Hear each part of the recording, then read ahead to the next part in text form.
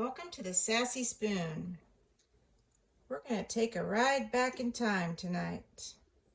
60 years back in time to my childhood. Tonight we're making my mother's famous taco salad. This is a Southern California 1960s delight. It's pretty much the only thing my mother made that I ever liked. So every summer, when I have a little extra hamburger meat, this is what I make. Anyway, I've changed a few things, but not much. It's about a pound of hamburger. This is 80-20 beef. And I used some of it for hamburgers the other night. This is actually a brisket. Ground brisket, but you can buy any kind of ground beef you want. It all comes out in the end. She used to use a Lowry's. I grew up in the land of Lowry's, but anyway, she used to use a Lowry's taco meat seasoning, and you just brown it. And as you brown it, you're going to put in about half of a red onion chopped up finely. So I'm going to go ahead and put all this in there, and then we're going to brown this up, and I'll come back to you. And instead of putting real garlic, I'm going to do like she did and use Lowry's garlic salt.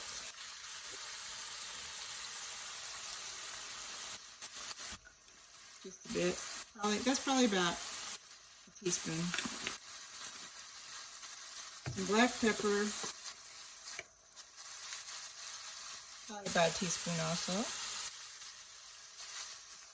And then instead of the taco seasoning, I use Rancho Gordo New Mexican red chili powder. You can use any brand of red chili powder, or you can get that taco seasoning packet if you want. I don't care. But this is really good flavor, and it'll richen up the meat. And I have a little bit of ancho chili powder, probably about a teaspoon also. As you can see, I'm really loose with the measurements on this.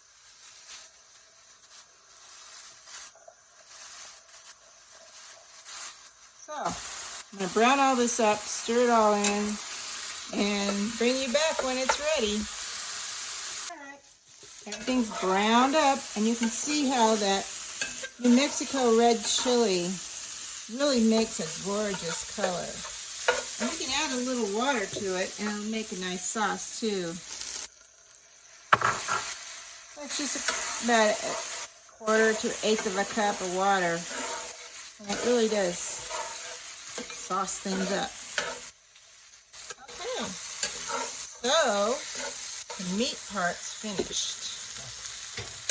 And that's the biggest part of the work. Now we're going to go over and assemble the salad part, and then we'll put the meat on top. It's assembly time.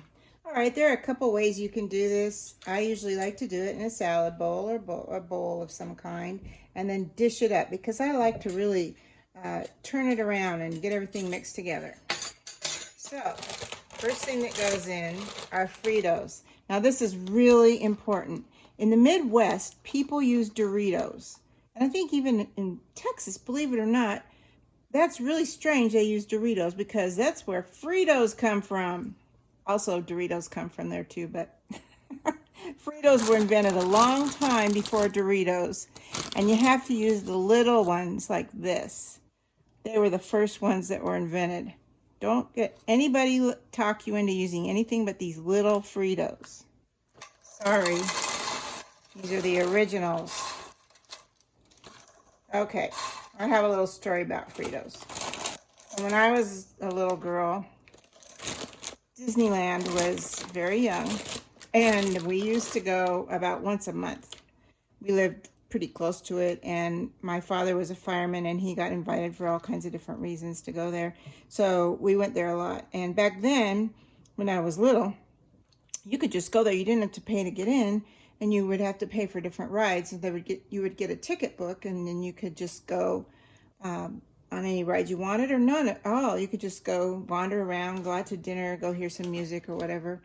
And so there was this place in Adventureland that was sponsored by Frito-Lay, and they had this automated Frito dispenser, and it had a little Mexican guy with a donkey, and you put your nickel in, and the little Mexican guy rode his little donkey over to the bottom of this mountain, and this little bag of Fritos would come rolling down the mountain into the donkey's pack, and it would come over to you, and you got your package of Fritos.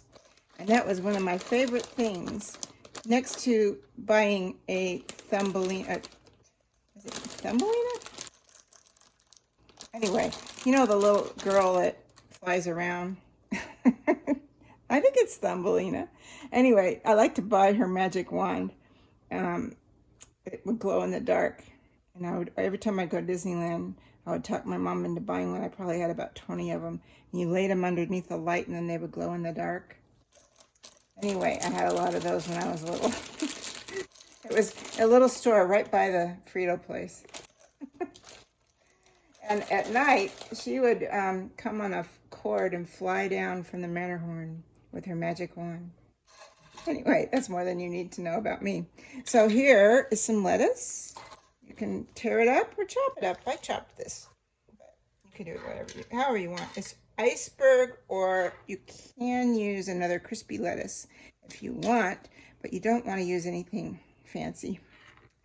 Okay, and then I used about 1 tomato. That's for my garden, so I used 1.5 because one had kind of a bad spot, so I just used half of one and then a half of another. And then black olives, good old California black olives. We had a lot of olive farms around us when I was growing up. There was a brand named Lindsay Olives that was quite popular. I don't know. Oh, these came from Florida. For shame. And then some red onion. I'm not going to use all of these, but we always had a little bit of red onion. And last, before the meat, came cheddar and jack cheese mixed together. That was very fancy, probably for most of you people in the 60s, but in California, that was pretty normal. Okay. Then, something that a lot of people did not use in the 60s was Catalina dressing, but my mom did use it. Now, I'm not going to put it on until I put the meat on. And then also, I'm going to put some crema on, but I'm going to do that on the plates. It's cream, basically sour cream. So now I'm going to go get the meat and put it on. And the reason I do it on the cheese is because you want the cheese a little melty. And then I'll put the dressing on top. Reason to my madness.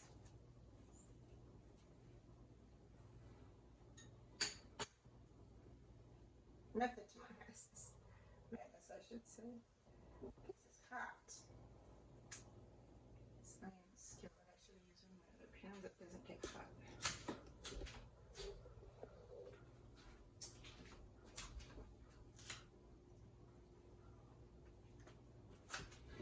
It's not just hot, it's heavy. So we'll bring it over and see what happens. Okay.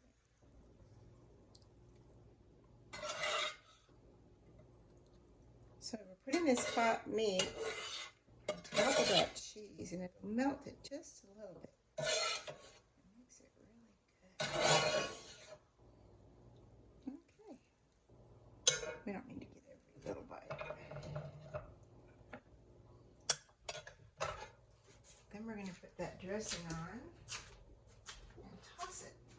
Now, I've met people all around the country because I've lived all over the country. And some people that make taco salad put ranch dressing. Some people don't put any dressing. Some people put kidney beans. Some people put Doritos. People put all kinds of things in it. This is my mother's dressing salad. So this is the way I make it, and I think it tastes wonderful. If you go to a Mexican restaurant, it tastes totally different. So this is Southern California, 1960s taco salad. And I promise, if you make it, you're gonna like it.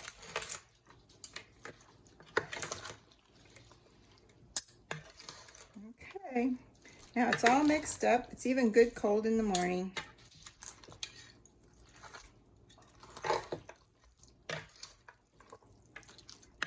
All right, so that's it right there. Bon appetit, I say.